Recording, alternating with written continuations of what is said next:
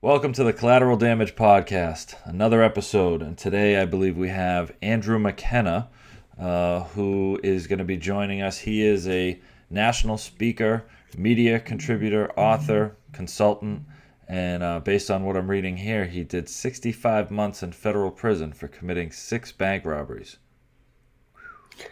I know. As somebody who is a personal friend of his, it's really hard for me to reconcile those two people. Right. Well, I mean, Because, first you hear all the good stuff. You're like, wow, this guy's really into it. But why is he into it? right, And he right, was, exactly. And he's brilliant and funny and a really, really, really good friend. yeah. And I can't picture him robbing a bank. That just, Well, boy, he was a federal prosecutor. I mean, it's not right. he's not the guy like when you look at a group of people, you're like, oh, that's the one. No, he doesn't look like that one, and he doesn't Right. act Like, like if that I one. He was didn't have. standing in the bank and he was robbing the bank, I'd look over him going, come on, stop Yeah. it. You'd laugh, But right? You'd laugh. I Is this a would. joke? I'm But sure at the apparently time, not. though. Yeah, I mean, he was struggling with some heroin addiction at the Yes, time, so I'm absolutely. fairly certain that he did not look like a federal prosecutor at the time. I'm sure he was struggling. So. No, and this just goes to speak to the depths of what people will do Hmm. when they are in the middle of this. Well, I mean, I think back. I was in Middleton during one of my short stays for substance related issues, and I remember this young kid came in. We watched him on the news. We watched him get arrested. We watched the car chase and everything for a bank robbery. And he came in, and he was just this 19-year-old kid, heroin addict, and he was so desperate and so caught up that he just walked in and robbed the bank. Had never done it before, was not a criminal. I mean, he came in, he was so green. He didn't belong there. But he was there for the crime he committed. But he just didn't belong there. He didn't seem like the kind of person Right. that belonged in jail with us. And I can imagine that Andrew probably felt the same, during his 65 months in federal prison, that, although he did these things to get substances, this was not who he was. Right. I'm sure most people feel like that, Of course. especially at the beginning when you start going into jail in the beginning before Hmm. maybe you've been in there 3 or 4 times. Can't believe that you're actually where you are. I'm not going to lie. My first time in, I was 19 years old, and at that point, I felt like I belonged there. I had more in common with the people there than I did, I can say that. with a Yeah. lot of the folks out on the street. But that's my own journey. So Yeah. I'm really looking forward to hear Andrew's journey because as we talk about, I love learning from guests, and this one seems like it's going to be an interesting interview. Hearing Andrew talk about his before, his after, his position now, what he does, and how he's able to share that message with people, personally, professionally, so on and so forth. So I'm pretty interested. No, looking forward to it. All right. Well, without further ado, here is Andrew McKenna. So, Andrew, thank you for joining us. I understand that you have had quite a bit of experiences in your life that led you up to where you are today and have given you some unique perspective, allowing you to interact with banking industry, with the bar association, all of your experience bringing you to where you are today and giving insight into the impact that substance abuse has on some of these organizations professionally. And I'm curious to hear about your journey. Yeah, absolutely. Mike, Maureen, thanks for having me on. The more I think about it is I engage different organizations in speaking and education and that sort of thing. The more I find is that people don't grasp or they don't acknowledge all the damage that can be done with addiction. It's not just the individual suffering, which of course is a tragic situation, tragic thing, but it's much bigger than that. It's families that are losing homes, losing the roof over their head, losing cars, losing all the basic things that we need, growing up as children, growing up as young adults. Being under the same roof with somebody who's an active addiction is very difficult. Mm. And when I speak to lawyers groups, I used to practice law, so I kind of, talk their talk a little bit. And also medical professions, there's a stigma that is pervasive across the country with addiction. And it could be any sort of addiction, substance use disorder. It could be gambling, the whole gamut. And sometimes they mix together. and they mix together and they overlap, and you think the person's getting better in one aspect of their life, and then some other disorder pops up, and it's difficult. I mean, it's a struggle. The struggle is real. Andrew, I think that a lot of people don't think about that because we're thinking about kids and a lot of talk about, the opioid crisis, and for good reason. But we think of people, starting to drink or starting to use drugs in maybe high school and never having had a career. We don't think about all the people out there that have worked really, really hard to get where they are, and then find themselves in the midst of some sort of addiction, and then are not only faced with the stigma of trying to go get help, but faced with also the possibility of losing their careers. That's right, and I'm a poster child for that. That's exactly what happened to me. I hurt my back in the Marine Corps. I became addicted to prescription painkillers. My doctor prescribed whatever he wanted. And as I'm going through this process, I lost family. I lost jobs. I had to start over. I robbed a bunch of banks. It drove me from being a prosecutor to robbing banks. And, when I say it drove me, the addiction drove me. I'm still responsible for my actions. Right. But as that process is happening, how was I thinking about my family at that point? How was I thinking about my friends who were watching me just go down the tubes? And the answer to that is I wasn't. And when I speak to high schools and colleges and the younger generation, I said, think about your actions. Ask for help, because addiction is a disease and there's help there.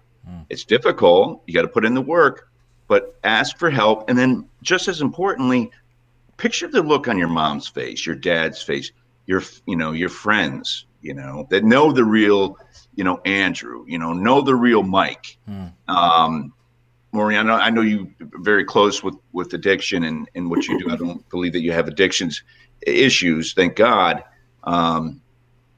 Thank God you're still my friend after reading whatever. but trying to draw that sense of empathy, look what you're doing. You're not showing up. You're showing up high or drunk, and you're stealing and all these things. The effect, when we talk about collateral damage, this is very real. And trying to develop that sense of empathy among listeners that, maybe haven't started their careers yet, or can't really find their way yet, is very important. But I think just as much as that, I think when I listen to you speak, people in my circle, I deal with a lot of parents, and they can't believe that their child stole grandma's ring. That was the most important thing in the world to them. Right. But here we are talking to somebody who spent how many years in law school and then building a practice up to, you are a federal prosecutor, is that correct? Yeah, I was 7 years of school, and I was a Marine judge advocate general, and then then a federal prosecutor, and then in private practice. So this is just, for me and to the people that are listening, I think it just drives home the point that it's not like it's just inflicted on other people. You didn't care about yourself. I mean, you weren't worried about, I'm going to lose everything. Once that addiction takes hold, everything else is off the table. It's like tunnel vision, and it's all about satisfying that need that makes no sense to get high, and I think that people have to realize that, because a lot of us never get to the point where our children are doing well enough that we can see them they're hurting themselves, and they realize they're losing things of their own. Most of the stuff that's lost is the family relationships, the jewelry, the money, and all that kind of stuff. But as it progresses, if it starts later in life, people lose you lose all those things. I'm sure you lost everything. If you got to the point where you were robbing banks, I mean, did you have anything left personally to sell or? No, and my mind was so spent at that point when you talk about the tunnel vision. And of course, in so many cases, as you guys know, I mean, you have co-occurring mental health issues. I was severely depressed, anxious, anxiety. And of course, that creates this perceived need, but it's really not a need. The unhealthy way to handle that is to escape, and doing that through drugs. And then because you're doing drugs, now you're still losing everything, which creates more depression, more anxiety. And I didn't reach out effectively and ask for help. And when you talk about tunnel vision, Maureen, I didn't care. I didn't have the sensibility. I was in the compulsion stage of my addiction, Right. where my drive was one thing and one thing only. And unfortunately, those around me really suffered. And it's tough for families now that, I'm clean from opioids for 13 and a half years. I get the calls all the time, as you do. You guys probably get 10 times more calls than I do. And you just hear the suffering in those families and loved ones' voices. And all we can do, as is just try to guide them through this process. Get a great interventionist like Mike, get somebody to come in and explain, here's the process. There's a way to navigate what is really a difficult system. Right. It can be a difficult system. I think the treatment industry is sort of policing itself a little bit better now. There's some wonderful programs out there. Just if people would just avail themselves of those. Mm-hmm. Yeah. Yeah. And I think that what I love the way you talk about the whole progression in your book, because I think it's really good for parents to see that it's not, and anybody that loves somebody who's suffering and who's gone through this, to see that there comes a point where nothing else matters and it's not personal, because I see a lot of people taking it personally. Right. I can't believe they did that to me. They didn't. That's it right there. Yeah. And And personally. and it makes it really hard it makes hard for people to reach out and want to help and want to still be part of this person's life if you think they've done something to you. Mm-hmm. But Right. in reality, it's so far beyond that there's not thinking about you and doing something to you. They're not even thinking about whether they're going to live or die, Right. So Right. it's not anything that's that easy to solve. That it's No. if they loved you and they cared about you, they wouldn't do that. It doesn't work like that. Right. And then trying to get that family member or loved one over that hurdle that you just brought up, that's a huge hurdle. Mm-hmm. Yeah. Trying to tell, mom or dad or brother or sister, this isn't because they don't like you. This isn't because you have failed somehow. That's another big piece of it. Right, And right. Mike, as an interventionist, you probably talk about this. Maureen, I know you talk about this.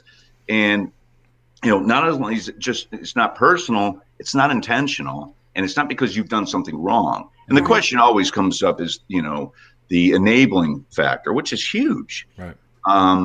In my case, I had some people very close to me just put up a wall and called it tough love.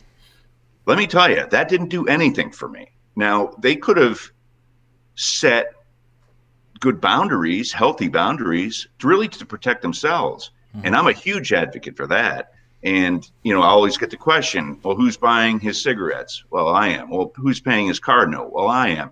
Where does he live? In the upstairs bedroom? Does he come home and spend time in your house? Hi. I mean, all these things that, have to be looked at. But it's painful. It's painful to try to convince, mom or dad that this isn't your fault, Well, what ends up happening is you were saying before, it's like, the family system evolves. They adapt. They have this situation where they have a loved one who's surviving addiction. They're not living in it. They're just surviving every day of it. Another day of I need what I need. It is what it is. I have to do what I have to do to get it. So they're surviving it. And the family system is trying to find a way to normalize it, because that's what family systems do. They're normalizing this abnormal set of circumstances. So everybody makes adjustments and compromises until next thing you know, the family system doesn't even recognize themselves anymore and the things they're doing and the things they're saying. So to your point, it's not about the hard line of taking everything away. It's more so, creating a healthy system out of an unhealthy system, which of course takes change. It's uncomfortable. It's scary. And a lot of times it doesn't necessarily stop the addict or alcoholic from struggling, but it does create a healthier family system that's no longer conducive to addiction. My understanding is that you went all out trying to survive your situation and did whatever was necessary. I identify with that. I've got similar stories, not quite the same as yours. Yours are good, but the lengths that you went to survive, and I think that families do the same thing. They go to great lengths to survive these situations, including, rationalizing things that are irrational or trying to reason with people who are clearly unreasonable. And it gets exhausting and they get filled with anger. Why isn't this person listening to me? Why aren't they, this is common sense stuff. If I put, the pros and the cons of substance abuse, why aren't you making the right choice? And it's like, the brain changes. It's no longer, it just doesn't work the same way anymore. And I'm sure you remember this, and Maureen, I'm sure you've experienced this firsthand. Absolutely. Absolutely, that's right. The chaos. It's almost like your brain has been hijacked. And again, I'm not making excuses for what I did. I'm responsible as the addicted person. I'm responsible for my actions, and but that comes with me requesting help. I mean, nobody wants to be addicted. And when I talk to judges in particular, who have to sentence people to incarceration because of their addictions, and they struggle a lot with this. The legal system struggles a lot. Probation officers struggle a lot. And it's easy for them to become very jaded. They hear some really horrific stories. And explaining that, there's alternatives to incarceration. There's treatment programs. And keep close tabs. But it was like my brain was, hijacked at that point. And I can completely see the family system. Right. Were you even thinking about what happens if I get caught? I guess at some points I did, but more or less, no. I mean, at that point, and we're going back, some time now, but it's almost like it was yesterday. I was coasting in a river of misery, and I was just getting from one step to the next. And it's a funny thing about addiction. You become a survivalist, essentially, and out of necessity because of the disease. But no, I never really thought it through. I think the potential consequences are like an afterthought. At least in my memory, it's I did the thing to survive, and then I was like, man, what happens if I get caught? It was like it was an afterthought. Like I knew it could happen. I'm not stupid, but at the same time, it was. There's a movie I like called The Heat with Robert De Niro and great film, one of the quotes is is the juice worth the squeeze? Basically, is the crime worth the time? And I would always measure it that way. Is like I need this bad enough. This is worth the potential consequences. Right. And you think about the consequences, but tomorrow you're going to start all over again. Right. And do the same thing, even though you've considered the consequences. You intellectualize the consequences, but they just don't seem real. Right. Well, even just in human nature, like forget about substance abuse. Like, Andrew, I was telling you about that speeding ticket I got recently. And I got that speeding ticket. Does that mean that I'm never going to speed again? Probably not, and I mean, I'm going to try to stay within the limits, but the potential consequences are sometimes not enough to get us to change all our behavior. Just being a human being, so let alone being a survivalist. Somebody struggling with a substance use disorder who is desperate to find relief at every corner.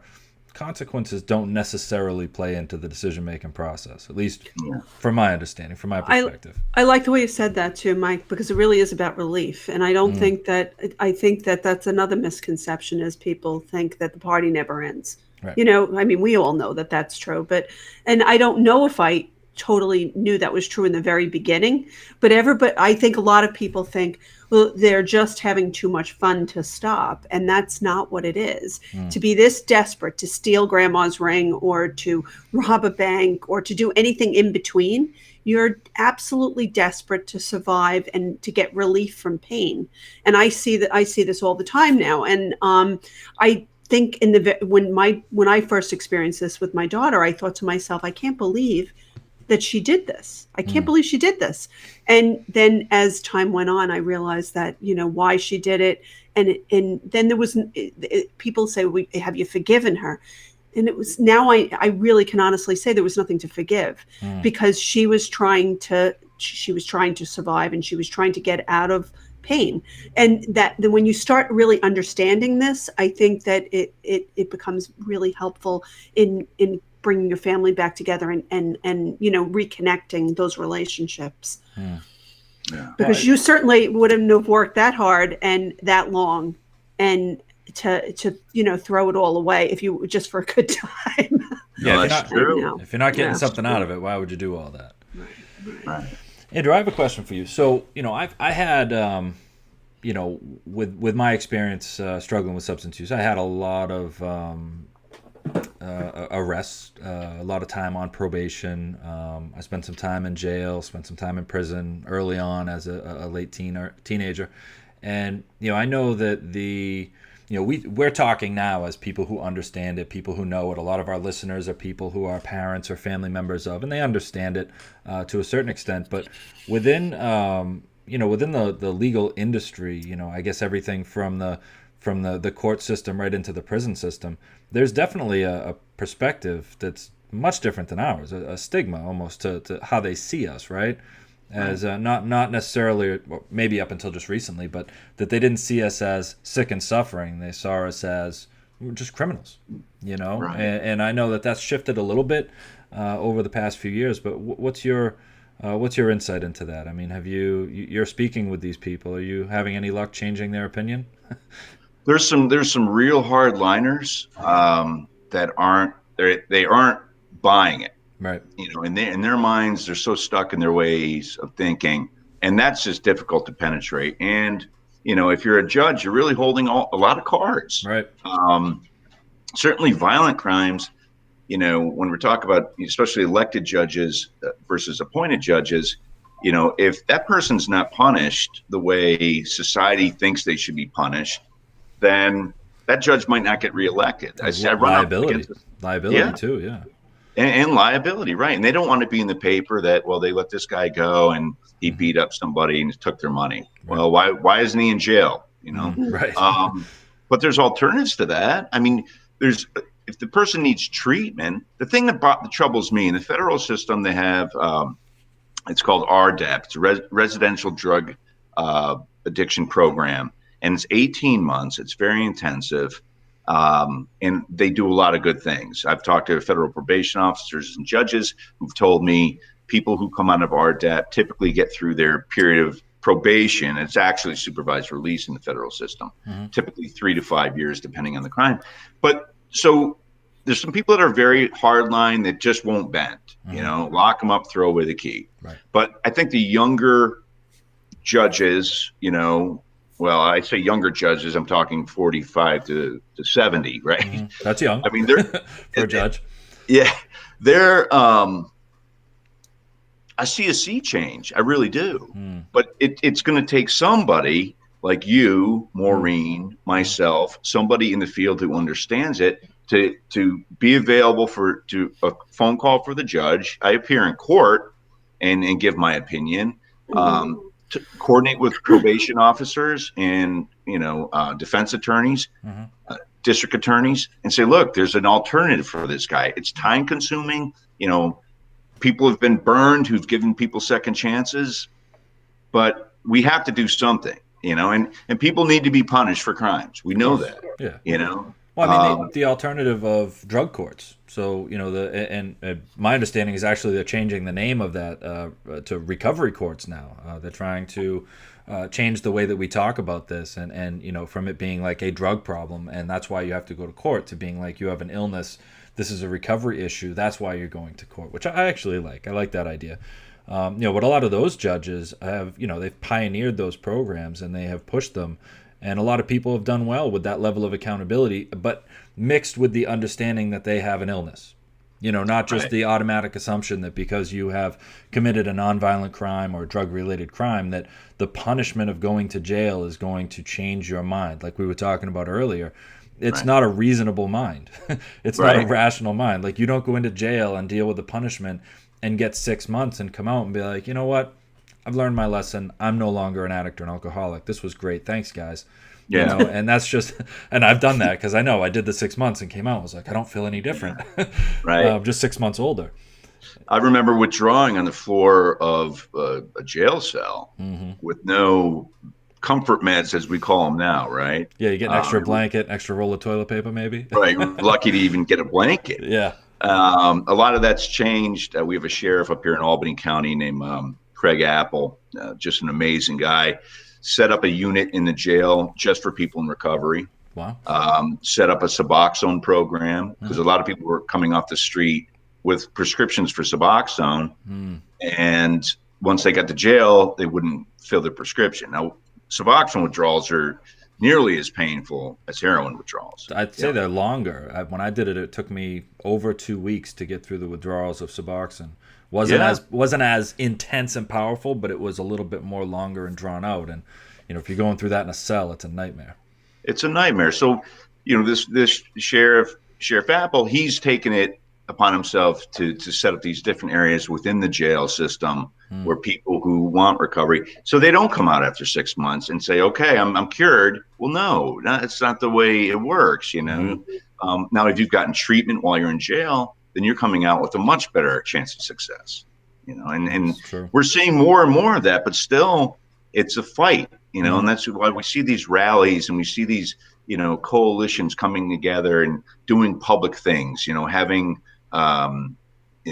idea exchanges and, being very vocal with politicians and other folks saying, well, look, we got to do something differently, because right now recidivism rate in the federal system is probably around 60%. Within 3 years, somebody will be, and the statistic of people with substance use disorders in the prison and the jails is through the roof. Something has to change. I mean, I'll be honest. I remember I think I was going to court from Middleton County Jail, and one of the gentlemen that I was in there with got discharged that morning, and I left for court when he was getting discharged, and when I came back from court, he was being booked again. Oh, Lord. And I mean, what you're talking about people who are getting locked up and going through and their entire experience not getting, and I'm not saying that if he got treatment he wouldn't have come back. I mean, I don't know the person well enough, but just that the idea of corrections, there needs to be maybe an added element to that of understanding why people are committing the crimes. And while you have them, not just babysitting them, but maybe a good portion of them could use some treatment to lower the recidivism rate, to keep them from coming back. But my understanding is there's currently I hate to call it a battle, but I guess it is. There's currently a battle or a discussion or a debate or some action being taken where there was one inmate that started a legal battle to get methadone while he was in a Massachusetts state jail, I believe, or county jail. And that kind of started a wave of other people like, well, why aren't we allowing people to taper down when they come in? Or why are we, eliminating their medication when they come through? And I mean, I'm not a big fan of some of these medications long term, but I can understand the short term coming in. Why would we make it harder for them to come down and actually taper off it? It just seems like archaic, unnecessary punishment. Yeah. And a lot of people think that, well, why should we have to spend taxpayer dollars to do this? And, I argued some point on some show, and it had to do with the training programs in the federal system. There were none. Right. They had a couple, like a welding program. I think they took 12 people every 6 months on a compound of 2,200 people. And so the issue was, well, we don't want to. Why would we train them? Why would we spend the money? You either spend it on the front end, from a fiscal standpoint, spend it on the front end and get them treatment, teach them a trade, which was really my point in that discussion. Or you spend it a couple of years later, housing them for $40,000 a year, which I think is really low. But it's, if you want to argue the super fiscal conservatives and say, spend it now or spend it later, you want them inmates going released back to their communities, gainful employment, pay taxes, be good role models, stay clean. It's doable, but we have to put the money in the right spots. I don't understand this. This is like the same thing for addiction and the prison system is we're not putting any time or money into helping people while we have them there, where there's a good possibility that many of them may come out and be able to turn their life around. But when you come out of prison or out of jail, and I taught in the jail, so I got to see how many people were involved with drugs, and that's the reason that the big part of the reason why they wound up where they were. But if somebody is leaving and has nowhere to go and no hope of getting a job, really, honestly, come on. I mean, just from a reasonable person's viewpoint, what's the point of putting all this work into it? Because it's hard. So what's the point of Absolutely. doing any of this? And that's where you get your person that's you're getting, on the way out, they're leaving and then getting booked on the same day. Well, That's what were right. they supposed to do? I They mean, It's don't a like matter of despair. It's really despair. right, Fortunately, I had a law degree when I got out, so I was okay. But I right. had friends, in prison that readily would admit that they're going to go back and sell crack, but that's or all they have. That's all they know. I mean, they don't know anything else, and they're going back to typically an impoverished community with, which creates a whole different set of challenges. mhm. Right. And yeah, I just wish they would do more, and to see them continue to cut programs as opposed to boost the programs. And Mm-hmm. President Obama, I think, did a interesting thing, a smart thing. He reinstated Pell Grants Yep. for people who were incarcerated. Give them a chance. Come out with an associate's degree or a bachelor's degree. Some of the smartest, nicest, most charismatic people I've ever met were behind bars, Same. and they wanted the opportunity to improve. It's just there Right. wasn't any money for the programs. So Right. Oh, Well, there's money. It's just not being put into programs. no, it's yeah, being Yeah, you're right. You look at the it's- budgets. It Yeah, exists. It exists. I mean, I can say the last time that I got out, when I got out of jail, it was 2007. And I got out, and I will tell you, I stepped out of the court, and I felt like a caged animal that had just been let out of the zoo. Yeah, I didn't know how to interact with people. Like, I just didn't know what I was going to do with myself. Like, the skill set that I had was a very special skill set, like Liam Neeson says. I don't have a lot of money, but I have a very special set of skills. I could do a thing. And the thing that I could do was that I could hustle, I could sell drugs, I could commit crimes, I could steal things. And, the simple fact that I got released from jail means I wasn't that good at it. But, I could do those things. And those were the skills that I brought to the table when I was released. And when I was in, I didn't develop any new ones. I wasn't interacting with, the people who were correcting me at the Department of Corrections. I wasn't interacting with any social workers or therapists or clinicians or caseworkers on a daily basis that were there to adjust or correct my behavior or add skill sets to what I was going to leave, all right, as an adult, back into the community to become a taxpayer, to become a burden on the local police department, to become another potential statistic. But while I was in jail, nothing was being done to prevent that from happening. that's right. And that's what we're talking about here, is that, there's plenty to be said about it. I can't imagine what's going to be done about it, but there's plenty to be said about it. I'm glad that you're here helping us say these things. Maybe one of our listeners is the powerful person that needs to hear this to do something, right? Absolutely. When you talk about the skill set, I just want to say one thing. So I had the skill set because I had the education under my belt. Mm-hmm. Oh, sorry about that, guy. But I came out so edgy, so defensive. Mm-hmm. I walked funny, my wife told me. She goes, "You look like you're about to get in a fight. And why are you staring at people like they're staring?" I grew up, not in a dangerous area, not where I always had to be on guard or something like that. But what that environment's like, and you come out. I mean, my wife used to laugh at me and said, "Just calm down." I'm like, "No, I'm calm," but I wasn't, No, So no, it was just, it's almost like this strange paranoia. And you don't even realize, I think, that it's becoming institutionalized, really. Mm-hmm. And, So if you could do one thing, Andrew, what would it be to change this? What would be the first step in changing this? it would be expanding two things. One, treatment programs, and having people who are in the industry and are in the business of helping and helping people get help to navigate those systems for people, because it really is, when you're in it. And number two would be what we're talking about, training programs. Right. Anything, so you come out and you have a marketable skill. And then even for people that aren't heading to incarceration, and you and I have talked about this, opening up opportunities for people to get into treatment. I hate to use the word industry because it seems so cold and corporate, but it is.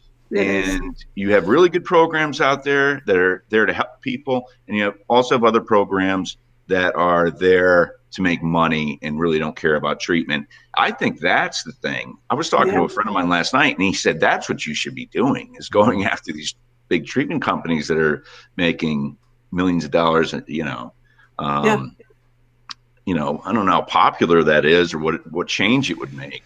You know, well, I guess that's so. So what we keep talking about, and I guess it happens every podcast we have, is, you know, we're talking about the collateral damage. We're talking about all these pieces, right? And, you know, we hear about the sides of substance use disorder that nobody really talks about, or we hear about the impact it has on our communities. More importantly, we have great guests like yourself who come on and we talk about great ideas, right? And at the end of this podcast, we're not going to fix that thing. I'd love to. That'd be cool. If at the end of one of these podcasts, somebody calls in and they're like, we did the thing we just talked about. I think podcasts like this, you know, Collateral Damage, is an eye-opener for a lot of people. And yeah. Oh, for sure. I mean, you guys are doing great stuff with the podcast. Appreciate that. Raising awareness. I mean, look what happened in Florida, for instance, you know, with patient brokering. It's changing the whole structure of it. Very tough on people, you know, putting people away for decades. Yeah, absolutely. So, and they should be, you know, if they're doing harm, then there should be consequences. And, but people like you guys, you know, helping people get into quality programs, helping families understand. And then for the person who's suffering, you know, look at what your actions are doing to others. I think creating that sense of empathy, Mike and Maureen, is going to be critical. And because there's people that aren't so far along down the road who might listen to that. There's no doubt about so, Andrew, thank you very much for coming on today. We really appreciate it. Yeah, thank you. A great pleasure. You guys are awesome. Well, hopefully we'll have you on again soon. Thanks. All right. That was a great interview, wasn't it? That was a great interview. Yeah, I mean, I felt bad that we had to shut it down. I know. You know, I wish we had more time, and I'd love to have Andrew back on so that we can continue the conversation, because I think, you know, what we discussed all the different things that could be done, all the things that need to be done. You know, adding to our, you know, our prison system, to the Department of Corrections. I mean, we're spending all of this money. We're spending all of this money and all this time and effort, and we have these people who, you know, they're gonna come out. They're gonna come back into society. They're going to either be taxpayers. They're going to be living in our communities. And why wouldn't they get new skills during this time that they're in jail? Why wouldn't there be some correction or some additional services added to their sentence to make them to give them more skills, or to make them it just doesn't make sense. I mean, you can't be against this. It doesn't make sense. It's insane. And I guess that's the thing, is like, so are we trying to just punish everybody, or are we actually trying to help them? Right? I mean, that goes, I mean, even hopefully parents, when their kids were younger, you had to have rules, and there had to be repercussions for breaking the rules. But we didn't want our children to feel worse about themselves after they got the repercussions. We wanted them to be smarter and understand why they shouldn't do that again, and be better people after that, right? That was the whole goal. So then you go and why wouldn't that be the goal of the prison system, for people to come out better people, better equipped and healthier than they went in? And instead, that's the exact opposite of what happens. And they can't get a job because now they have a record. Yeah, no, I absolutely agree with you. I mean, if people, you know, as a parent, right? So like when I would punish my children, I didn't just punish them and hope they learned a lesson. You know, the idea is to punish them and then use that opportunity to improve on them, you know, to give them some tool or skill to help them understand, why they were punished. Did they learn a lesson? What are they going to do differently? You know, you take advantage of that opportunity. And I'm not saying we treat them like children, but why not take advantage of this time and tax money that we're spending? It's just the whole concept of punishment. I mean, punishment, not punishment for punishment's sake, but no matter whether it's, you know, who it is, it's with the goal of better understanding of why we can't do this in the future, and becoming a better person after the punishment part is over with. Of course. Yeah. It doesn't make any sense on this end. You know what I mean? Obviously, I'm not in control of the budget, and I don't. At the end of this, we're not going to change privatized prison industry. That's a monster in this country. But I mean, the conversation that we had with Andrew, and the reason it was so hard to stop that conversation is because we could talk all day long about all the things that are broken. And my hopes are that our listeners, they hear it, they want to do something about it. Or that we're starting a conversation, or maybe I'm just getting informed. I'm feeling great talking to people and learning about what other people are trying to do out there, and maybe just hearing that I'm not the only one. I'm not crazy. I'm not the only one thinking about this stuff and wondering why it's not working, which is also nice. Right. So he brought up quite a few good points. I mean, about talking with banks and helping them figure out their weaknesses. Taking somebody who used to rob banks and then now being in a position to help them find their weaknesses. I know he's also speaking at the Bar Association in Utah, and that's something I've never thought about: is how many people work so hard on their careers and get to a point like he was. He was a federal prosecutor, and get taken down by addiction. And now we're in the danger of losing their careers that they worked so hard for. Absolutely. Yeah. I mean, it's I've met quite a few people, lawyers, practicing physicians, pilots, people with careers where, if substance abuse isn't addressed, that it's going to take them down. And I mean, being able to speak to those people and maybe talk to them about how it's okay to talk about this. It's okay to discuss this openly and address it. It's okay to come out and say, I have this issue, as long as you take care of it, that it doesn't have to be a career ender. Yeah. It was just a great conversation. I know that he speaks all over the place. That's one of the things he does. He's on Fox 5 all the time as well. Right. And we're going to have some information on the website and underneath here. I'll put his email address, I believe, is how he likes to be contacted. People can get in touch with him if they're looking for a speaker, because he's an awesome speaker. Mm-hmm. He knows his stuff too. I have worked with him before. He's the kind of guy that, for me, he always calls back. He works really hard on helping people because he understands what it's like. Absolutely. No, it'll be. Go ahead. No, I was just going to say, I also saw an article by Sam Quinones, who wrote Dreamland. Yep. That's out, and it's about a doctor that lost his medical license. Really? Because of addiction. Yeah, it looks really very interesting. Because the doctor was struggling with substance use? Yes. Wow. And I know Sam has his own website, and he's on Facebook, and it looks like I haven't had a chance to read it yet, but it looks like a very interesting article. I also posted it on Magnolia New Beginnings. Oh, good. Yeah, I've seen a couple articles recently. One in particular that got my eye today, or yesterday actually, was that the first major drug distribution company, former executives criminally charged in the opioid crisis. Now, I know we just recently had Dominic Esposito on, and we were talking about the Sackler family, and trying to bring charges and everything, and trying to make noise and raise awareness. And it was really interesting to see this. And I mean, I don't know where it's going to go, but it looks like they arrested Lawrence Dowd, along with another gentleman from that same company, who are possibly facing life in prison, which would be, I guess they'd be setting a precedent. This would be one of the first experiences where, these drug companies, and this is, what is the name of this company here? Rochester Drug Cooperative, for basically drug trafficking, because of the amount of pills that they were pumping out there. Which I know was kind of the topic there with Dreamland was, how many pills were being pumped into this tiny little town, and how could they possibly justify it? Another great book on that is Dope Sick, by Beth Macy. Yep. And I think we know this, but we haven't done anything about it, which is why it keeps going.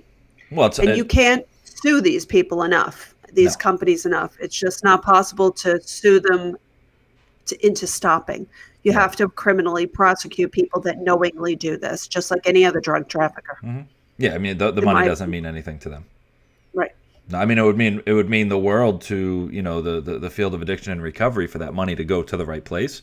Right. But for the people that are doing it, it's not punishment. Losing that tiny little bit of money doesn't do anything. But if the execs are facing life in prison, If the people who are actually making the decisions, the board, the people who are profiting off of this, drug trafficking and stuff like that, if they're prosecuted, well, like we said in our interview with Dominic, if we can influence the next generation of people that think they're going to get away with this and stop it from happening, Yep. we can't do anything about what's already happened, and there's no money in the world that can fix the damage and lives lost, but we can make sure that the next board sits down and says, hey guys, I don't think we can do this.